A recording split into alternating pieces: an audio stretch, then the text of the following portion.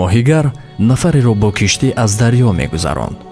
он нафар моҳигарро сару сема мекард. ба кор дер монда истоданд. ҳангоми гузаштан мебинад он ду чӯбаке ки киштиро ҳаракат медоронд, дар якеш навишта буд ибодат кун ва дигаре меҳнат. аз ӯ пурсид чаро ин гуна навишта шудааст?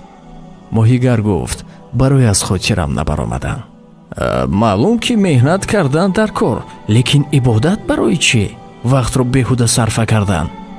ва моҳигар ба сӯи ӯ нигоҳ карда чӯбаке ки ибодат навишта буд ба об мепартояд.